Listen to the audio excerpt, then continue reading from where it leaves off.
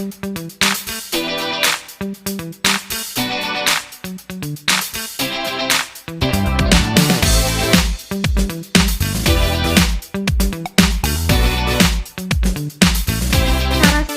anak berkebutuhan khusus. Nah, adapun definisi anak berkebutuhan khusus, yakni yang pertama, anak dengan kebutuhan khusus adalah anak yang secara signifikan atau bermakna mengalami perbedaan, kelainan, penyimpangan fisik, mental, sosial, emosional, bahkan pertumbuhan dan perkembangannya dibandingkan dengan anak-anak lain seusianya sehingga mereka memerlukan pelayanan khusus.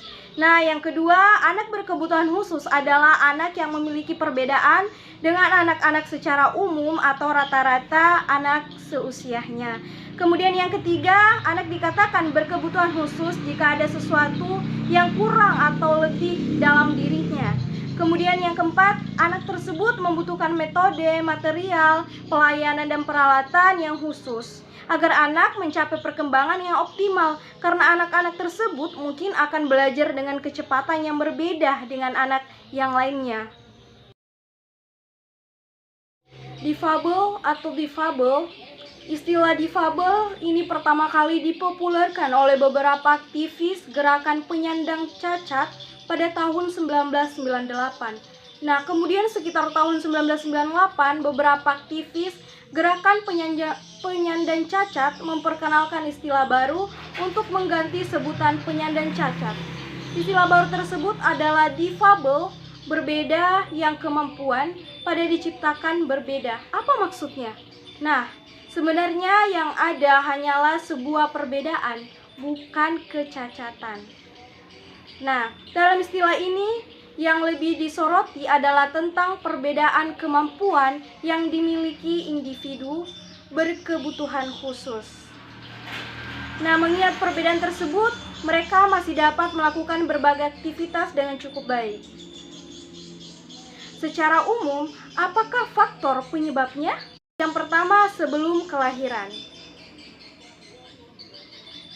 Gangguan genetika, kelainan kromosom. Yang kedua, transformasi.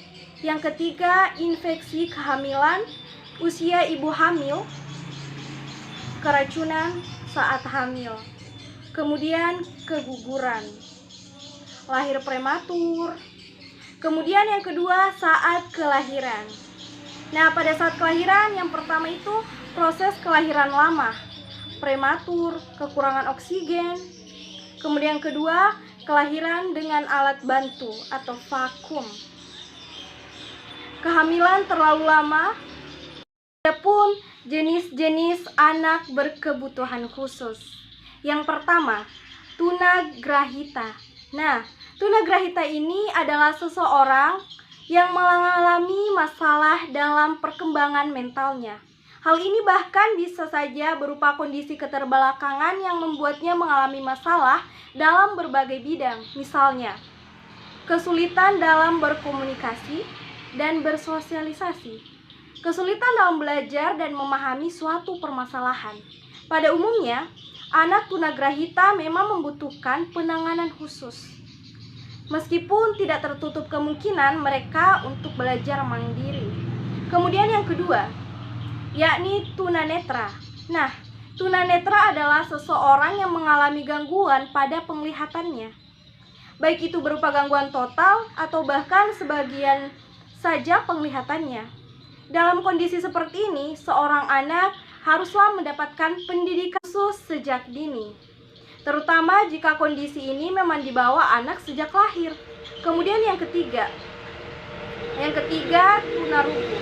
Nah, tunarugu ini adalah seseorang yang mengalami gangguan pada fungsi pendengaran disebut tunarugu.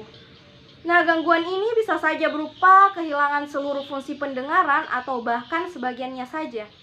Pada umumnya, anak tunarugu akan mengalami kesulitan dalam berkomunikasi, termasuk bersosialisasi dengan orang lain dan lingkungannya.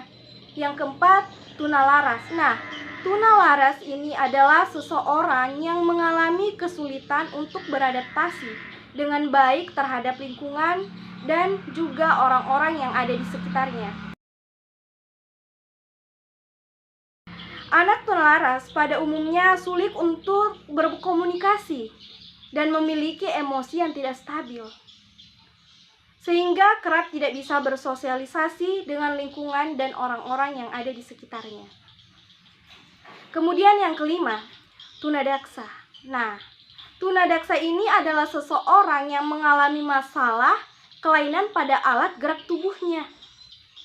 Kondisi ini bisa saja berupa cacat permanen, terutama pada anak yang memang mengalami masalah tersebut sejak lahir. Seorang anak tunadaksa biasanya akan membutuhkan seorang pendamping dan juga pendidikan khusus untuk melatih gerak tubuhnya yang bermasalah. Kemudian karakteristik tunanetra atau gangguan penglihatan. Nah, yang pertama tidak mampu melihat. Yang kedua, tidak mampu mengenali orang pada jarak 6 meter. Ketiga, kerusakan nyata pada kedua bola mata. Yang keempat, sering meraba-raba atau tersandung waktu berjalan. Yang kelima, mengalami kesulitan mengambil benda kecil di dekatnya.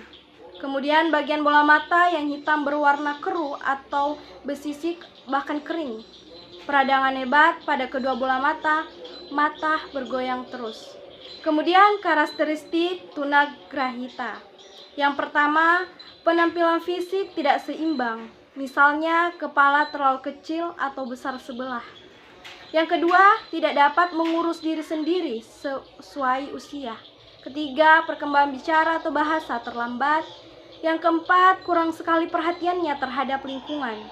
Kemudian, kelima, koordinasi gerakan kurang atau gerakan sering tidak terkendali. Kemudian sering keluar ludah atau cairan dari mulut yang biasa kita sebut dengan ngiler. Selanjutnya, karakteristik tunarungu atau gangguan pada pendengaran. Yang pertama, tidak mampu mendengar. Yang kedua, terlambat perkembangan bahasa, sering menggunakan isyarat dalam berkomunikasi.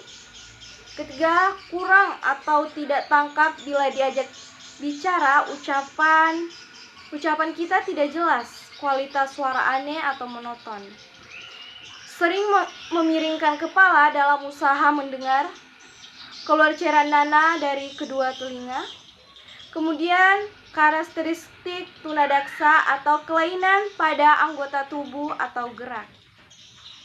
Yang pertama, anggota gerak tubuh kaku, lemah atau lumpuh. Kesulitan dalam gerakan, tidak sempurna, tidak lentur, tidak terkendali. Terdapat bagian anggota gerak yang tidak lengkap, tidak sempurna, atau bahkan lebih kecil dari biasanya. Kemudian terdapat cacat pada alat gerak, jari tangan kaku dan tidak dapat menggenggam, kesulitan pada saat berdiri, berjalan, bahkan duduk, dan menunjukkan sikap tubuh tidak normal.